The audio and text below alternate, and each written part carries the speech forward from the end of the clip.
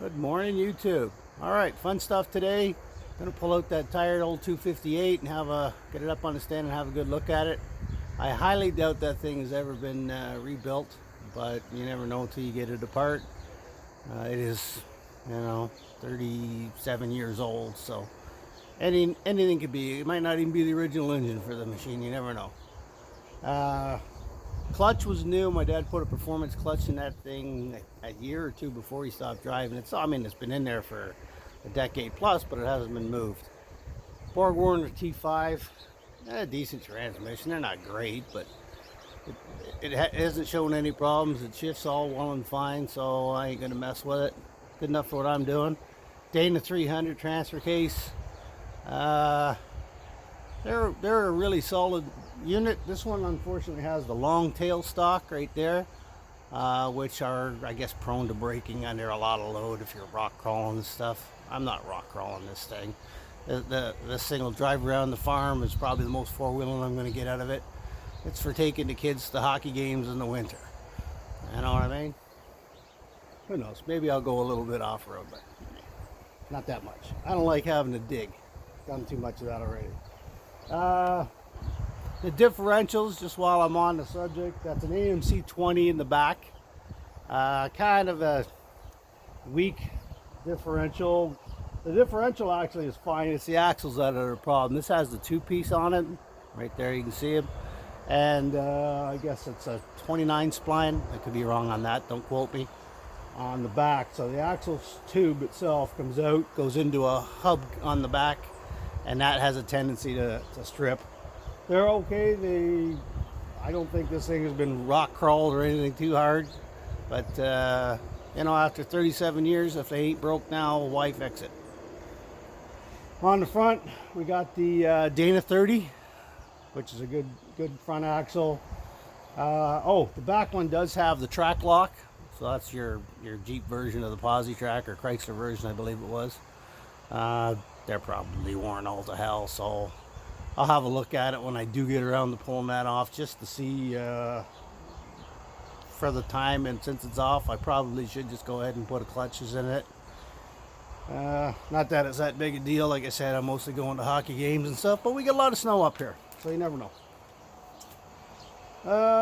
Anyway, I'm gonna get to pulling this thing out. I know the last video was a lot of time lapse and kind of boring.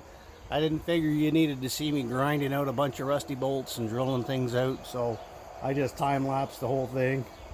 I'll try to be a little bit more detailed on this one. I'll tell you what, these friggin' things in this year are such a pain in the ass to work on, for one simple reason. Up here in Canada, that was around the time we were switching to the metric system. There is half of the bolts on this thing are imperial, the other half are metric. It's a pain in the ass. There we got 8mm. There we got 8mm. I don't know why they use such dinky bolts. Then you go into here for the front drive shaft, and you got a 12 point, I think it's a 6mm head on the front one. And then the bell housing bolts are 9/16. Everything up on the front of the engine's all imperial, 9/16 and half basically.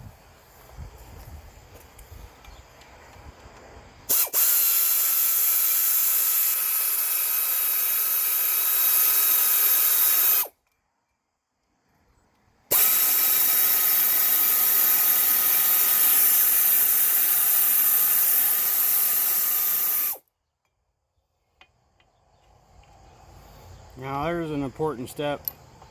Even if you're on flat ground, make sure you're blocking your wheels, because the second you pop that thing off, this is going.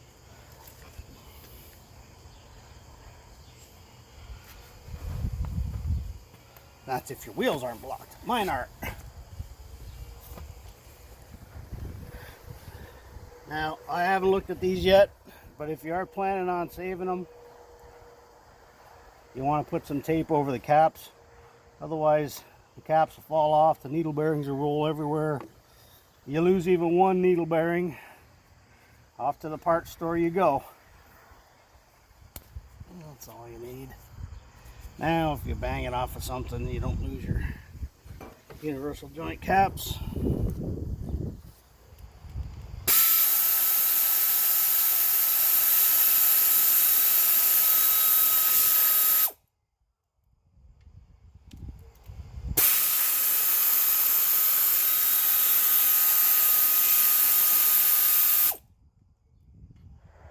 All right, front drive shaft off, same procedure as the back.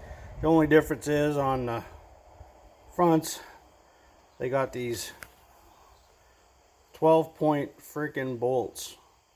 Now, over the years, I've made steps to throw out every 12-point socket I ever owned because all they ever did was strip.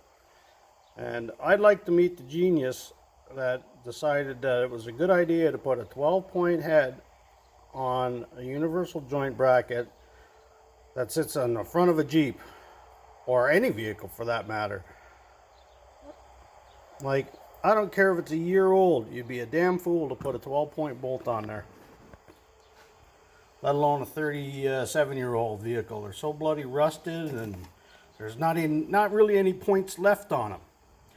So 4 of them I managed to get out with a 6-point socket, no problem, but the other 4 were so damn bad I couldn't do anything with them. So what I ended up doing was pounding a 1/4 inch no-name crap socket onto them with a hammer and popping them off that way.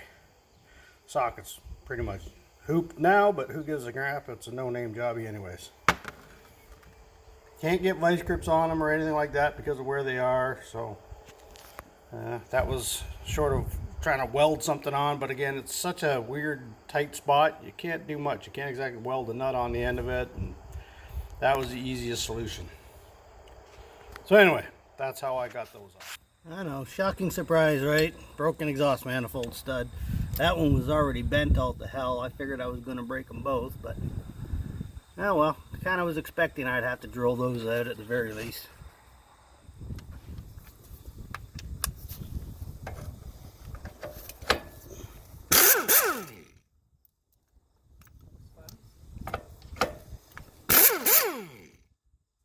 Not so bad.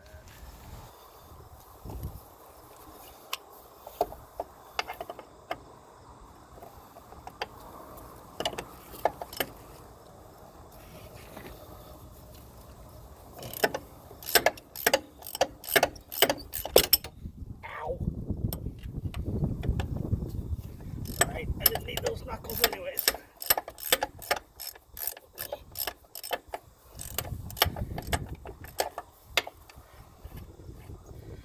One around bolt, nut, whatever.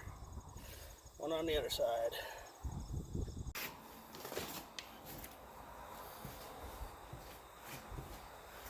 Here we go!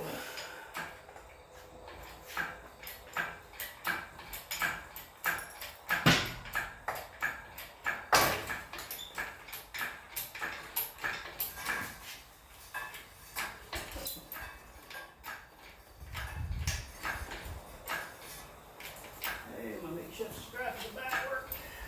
So far.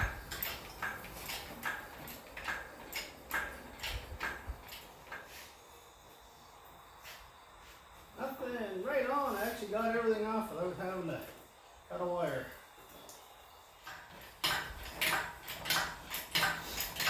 You got lots of lift, that's not a problem. Okay, I can go a lot higher than that. Alright, I'm not worried about those lights. They're cute. They're not cute, they're manly. That's it. I like these bolts. Alright,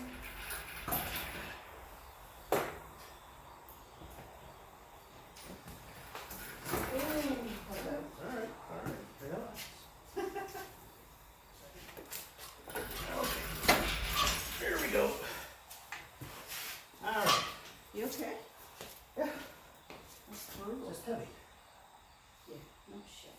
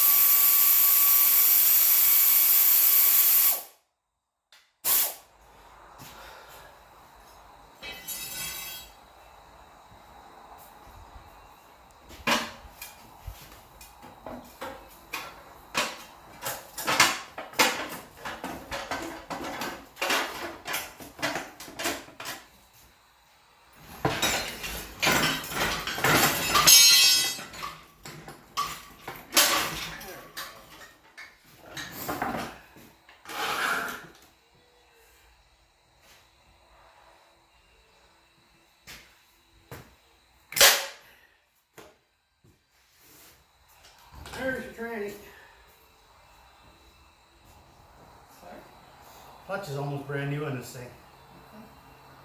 You replaced it? Yeah. Yeah, you put a new clutch on it. That's the last major thing he did to this. Alright, there's that brand new clutch he put in it. You can see inside it's still shiny. Didn't even have time to rust.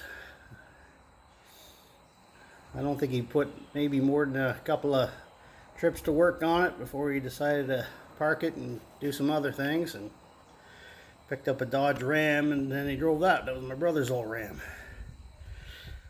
So I know I don't have to do anything with the clutch, but I'm still going to pull it off and put it aside for now. So I'm going to take that engine apart and freshen everything up inside. So yeah, clutch is super easy. You got your bolts around here. There should be 6, I believe, on the pressure plate. I'm going to leave the pilot bearing in the crank if it's not bad. No sense pulling that out. Have a look at the flywheel real fast, make sure it's not cracked.